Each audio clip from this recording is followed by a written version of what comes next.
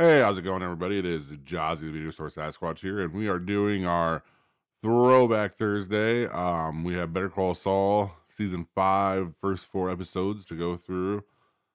Three new movies, and then when I was thinking about something I said last week about like top 10 movies, and like I thought about it, I'd never really done a channel of, or no, I've never done it on this channel or on this videos.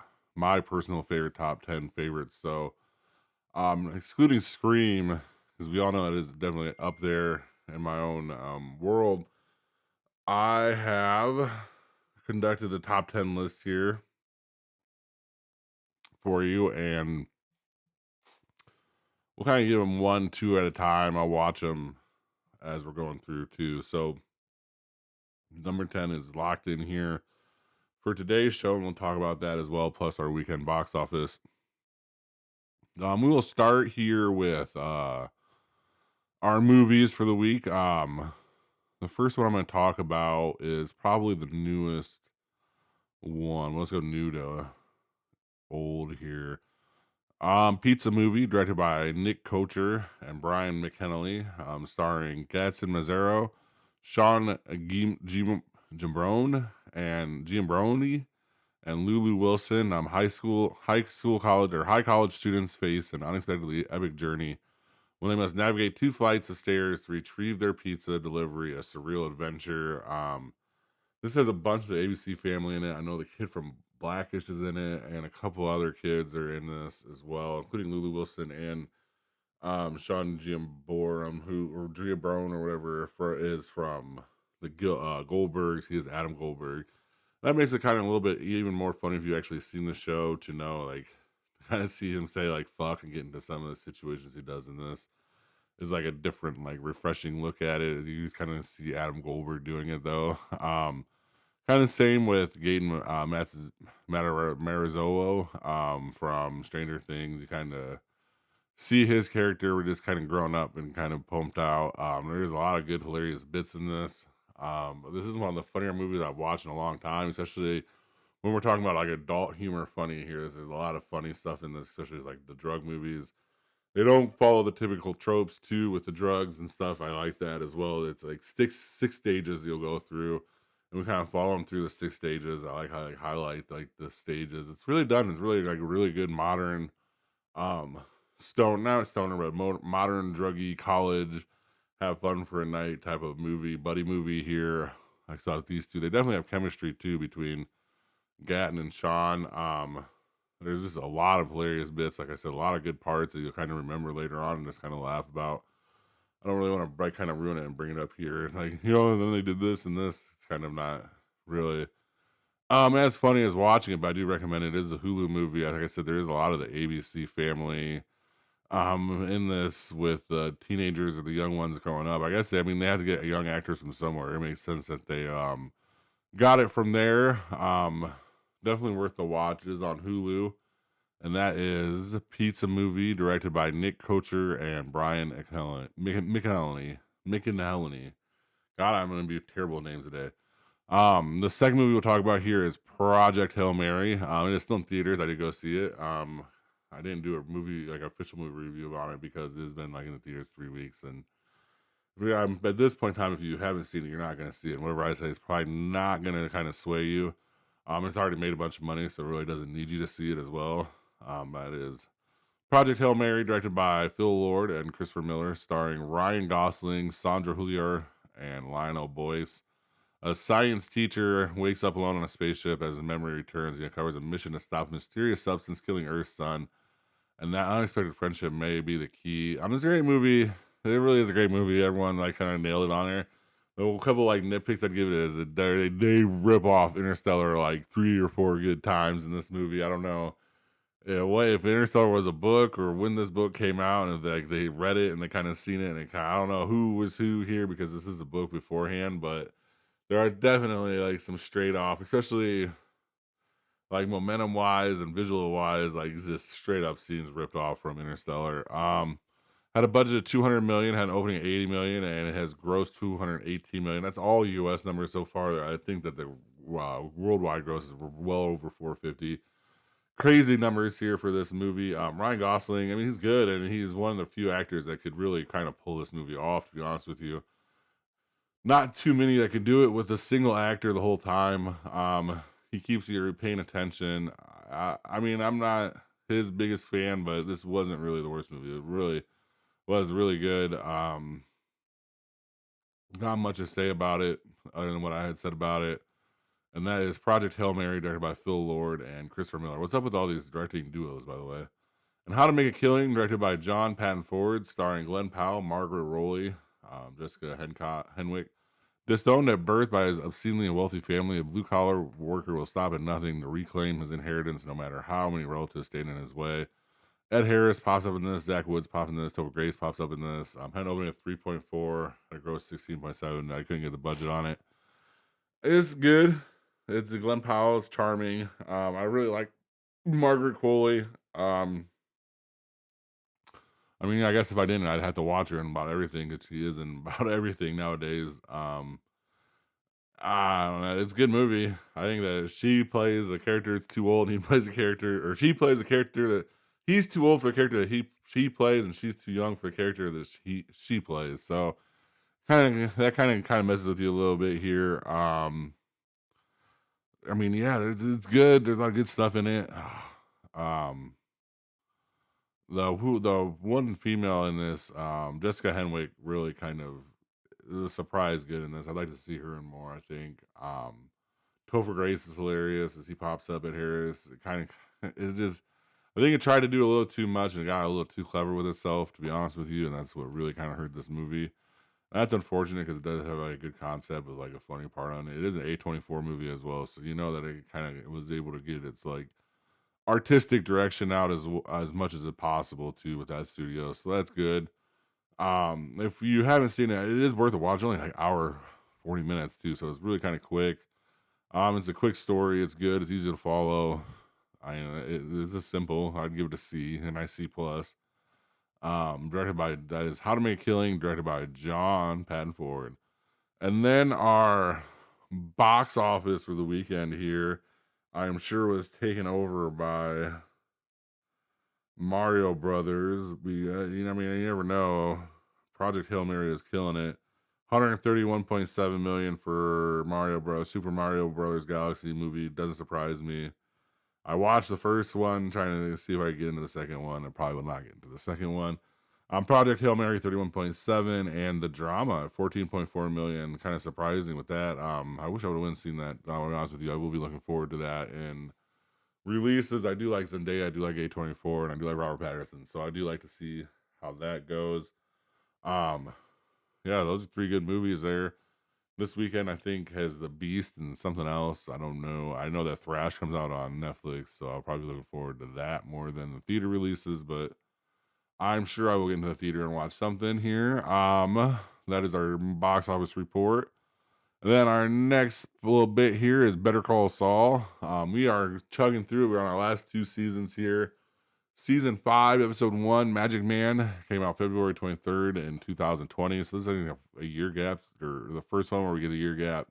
And I think the last season is 2022 because of COVID years and stuff like this. So it is a seeing they do grow an extra year in this. Starts with Jimmy in the future after leaving the hospital. I'm pretty sure he's getting into his car. Yep. He goes out of town with a police scanner. He's at a truck stop. He pretty much lays low, trying to figure out if anyone noticed him as Saul Goodman. A guy comes up to him, realizes he's Saul Goodman, and asks him to do the thing. He doesn't want to do the thing. He finally does the thing, and he kind of panics a little bit, calls the guy for a new identity, and then decides against it. And that's where we are with the current to date Saul. Kim is wondering why he is going as Saul Goodman, so we're kind of leaving off here after last season where Saul finally let her know that he will be Saul Goodman, the lawyer, and they kind of explain it, and it is a good explanation. The new guy is prodding Nacho. I finally figured out the new guy's name is Lalo. So Lalo is prodding Nacho about Mike. They say the product is being stepped on by the scouts, so Nacho takes the guy to where it is. He finds out it is being stepped on. He's not very happy about it. Then he has to eventually meet Gus, and when they're meeting Gus, Gus apologizes and kind of plays it cool. He's trying to make Hector here kind of make the move and kind of fuck everybody so that he can kind of take over Hector's spot here. And then in the last parts here with Jimmy, he sets a temp up, tries to sell himself as a lawyer with phones. Eventually gives in and gives a 50% discount off that he wasn't going to do. And Kim is meeting with a client who's working on taking a deal. Jimmy wants to run a scam on the kid. Kim doesn't want to do it. Kim ends up running the scam on the kid, feeling bad about it. And that kind of leads us into our next episode here. Episode 2, 50% off, February 24th of 2020. We open with a montage of two kids getting his card and then just like committing just a ton of crimes, buying meth, doing all this. And that's kind of where we eventually lead off here because um this is going to lead him more into the season here, so we're kind of developing what the season's all going to be about. Nacho gets attacked by someone in his house, and it is Gus, of course. Gus takes him to in front of his dad and tries to tell him, "Hey, look, you need to get in with Lalo, or Lalo, no matter what happens here." And Nacho says he's working on it. Saul and Kim are getting ready for the day, and he asks Kim about the day, and you can tell that Kim's a little bit bothered by it. She kind of brushes it off. He eventually wants to show her a house, and when they're showing the house, they both kind of unload what they've been keeping secret on each other for a little bit. So that is interesting here. Lalo is visiting with Hector. He's trying to figure out what's going on, who he can trust, and what's going on like this. Mike is watching his granddaughter, and she starts to ask about her dad. He kind of freaks out on her. It's the first time he's really done that, so he does real feel bad about it, but he's kind of in a weird place after killing the German and stuff like this. So it's not a very good sign for Mike here. Nacho's trying to make good with a new guy. They're playing a game of cards, and eventually Domingo, Nacho's boy, gets called in. He meets the two kids. The two kids have bought some meth, and shoot that the meth goes down didn't work, and now they're trying to figure that out there. This leads into the cops getting into it with Domingo, and Nacho eventually goes and steals whatever drugs they can get before the cops can get into the house and raid it, so that he impresses the new guy or impresses Lalo. Lalo's happy. Nacho's in with him, and everything's kind of going the way it should now. Saul is back at the courtroom talking to his DA buddy about a client. He runs into Howard, who asks him about like there's like a quick like a little montage here. It's kind of cool how well Jimmy has everything figured out. Back at the restaurant, Lalo gives Nacho the go ahead to make his own call on something, so we can tell that that is definitely working here. And Jimmy gets stuck in the elevator. He gets stuck in the elevator with the DA he was looking for, and they make a lightning round deals in 20 minutes. So everything Jimmy wanted, Jimmy got, or Saul got, Jimmy got, or Saul got, however you want to say it. Episode 3 here. The guy for this, March 2nd, 2020. Jimmy is in the back of the car with Nacho. At the end of the last episode, Nacho picked up Jimmy. He's in the car with Nacho. He takes him to Lalo. Lalo explains that he wants to work with him and to have him hired as Domingo's lawyer so that he can pass on information to Domingo. That kind of goes through. And we also meet Hank through that. And that's kind of the A story for this one. That's kind of that's pretty much the A story for this one. That's setting up the main stories here where we see that Jimmy is finally getting involved with Lalo and Nacho, and then the whole cartel here. Kim is in the court with the pro bono clients. Get a call from Mesa Verde. She kind of ignores it. Then eventually agrees to go to it. And there's an old timer kind of hanging on the old property. She goes and she gives him that. So that's kind of the B line is her dealing with her job and Jimmy dealing with that with Nacho. They get everything taken care of. Like I said, we finally meet Hank, I believe, in this episode, or if not, it's definitely the next episode. Um, yeah, it's this episode, and we definitely meet Hank in this one, which is cool. We kind of see him deal with Jimmy as well, and we see the partner in there interrogating Nacho's boy Domingo. So it is this kind of cool episode here. We're definitely getting into the like finer points, like I said. Episode 4, Namaste.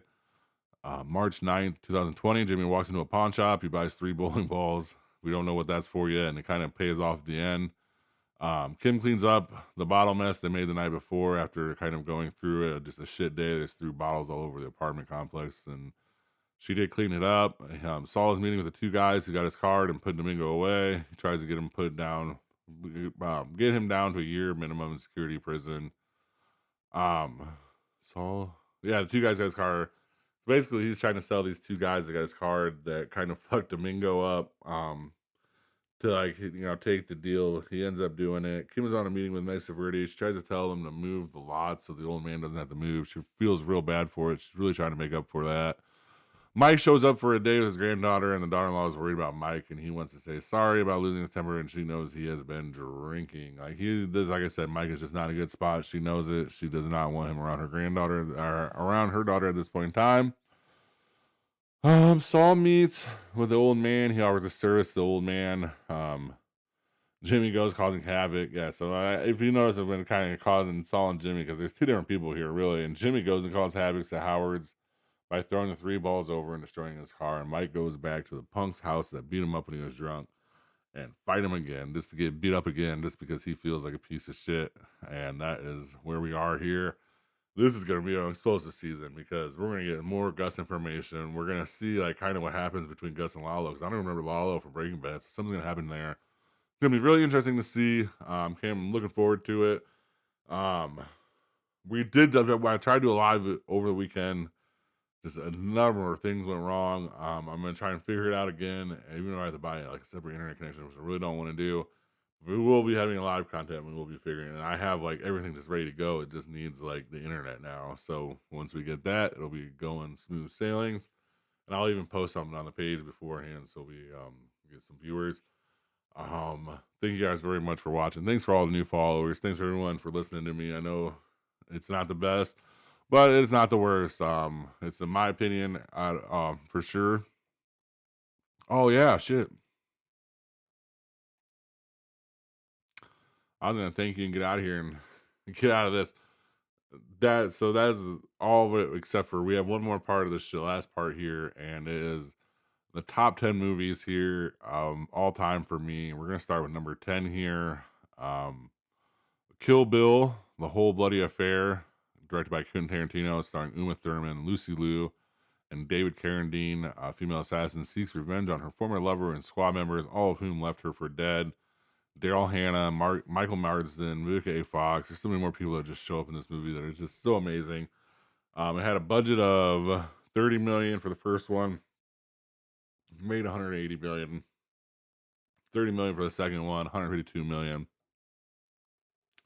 I know that like everyone kind of talks about Quentin Tarantino and they go Pulp Fiction and all that. Great movie. Quentin Tarantino doesn't make a bad movie. We're gonna start there. I'm not gonna take anything away from Quentin Tarantino. And there's probably out of my 20 movies, like we went to the next 25 of them are right down there and could have been onto this list. Great director. I think that if you are a movie fan, like definitely a Tarantino movie, some sort of Tarantino movie is in your top 10 somewhere. So it's not surprising that there's there. This one's my favorite. I think Uma does such a good job in this. I love the story. I'm not even an anime guy either, and I kind of like everything behind like the anime here. I love the martial arts. I love like this the whole like world built into this as well with everything. I would love for a third one with her girl being a girl and then Vivica's girl coming out and then killing her, going after her. I think that'd be a great job or a great movie. God, I just want Tarantino to make movies, and he just doesn't, and I get why he doesn't.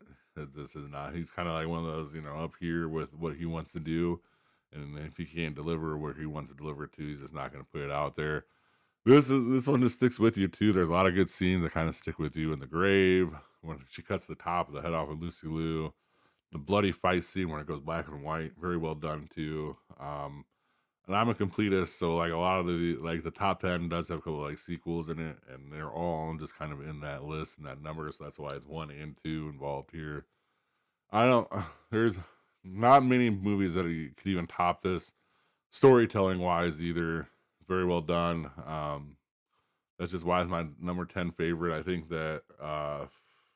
I mean, of course, I think this is I'm saying it, but there's just so much involved with it too. You get so much of Asian theater or Japanese theater, kind of Quentin Tarantino style, plus the martial artists into it, and as well a whole anime scene in there. And even though I'm not a big anime fan, it kind of fits with everything. So that's why it's one of my favorites.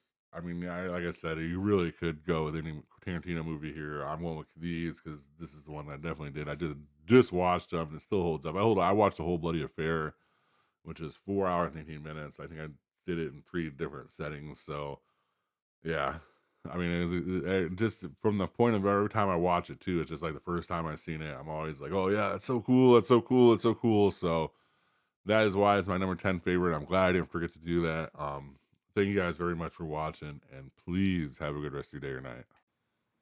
Thank you for watching. Please like and subscribe. Comment your top movie picks for Throwback Thursday in the comment section. And see you next time in the cave.